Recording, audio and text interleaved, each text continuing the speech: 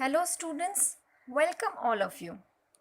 So students, as you know, previous video we have completed our first chapter, that is our earth and our solar system. So students, in this video we are going to start our second chapter, motions of the earth. So in this chapter we are going to learn some points. So in this first point is rotation, the earth's rotation, sunrise and sunset, a year, a leap year, phases of the moon, the full moon and the new moon. The last point, the lunar month. So students, let's start off for second chapter, motions of the earth. So our first topic is rotation.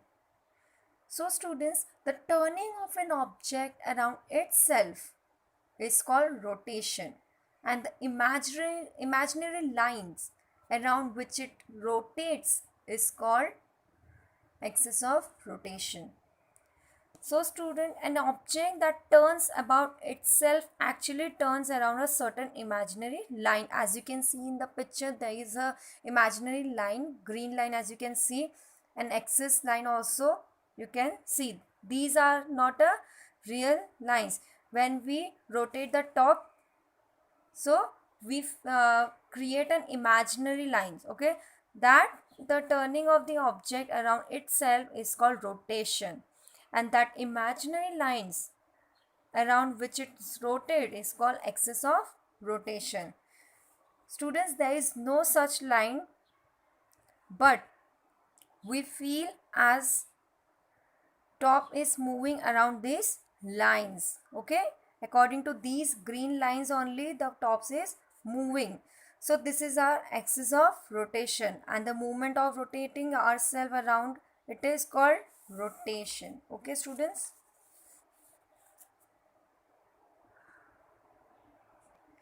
now students, let's understand the terms earth rotation. For this, let's take another activity.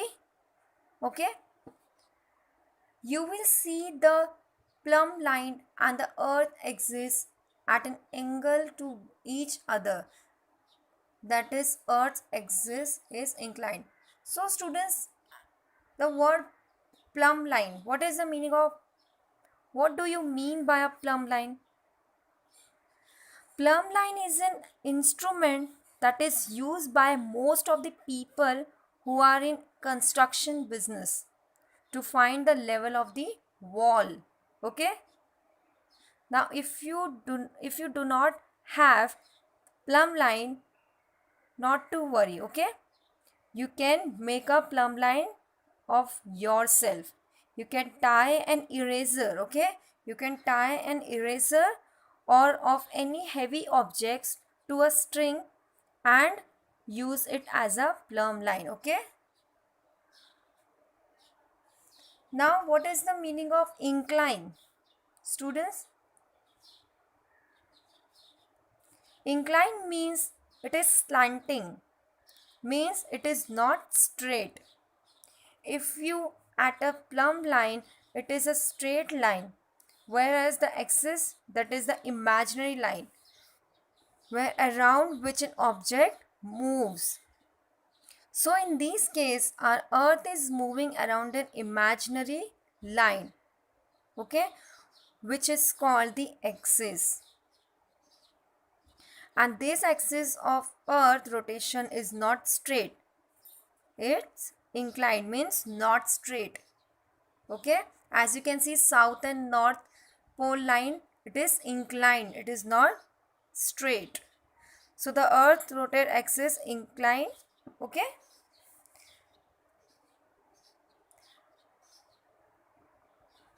the line NS in the picture show the earth's axis. It passes through the center of the earth. The point N and S are called the poles of the earth. N is the north pole of the earth and S is the south pole. So students, here I want to show one picture. So as you can see, it means that when we draw the line in middle, it will divide whole globe or the earth into two equal parts. And these imaginary lines that we draw in middle of the earth or the center of the earth is called the equator. Okay, means it divide the equator into two parts. The two equal parts it makes of the earth are called the northern hemisphere and the southern hemisphere respectively. Okay, understood this much, students?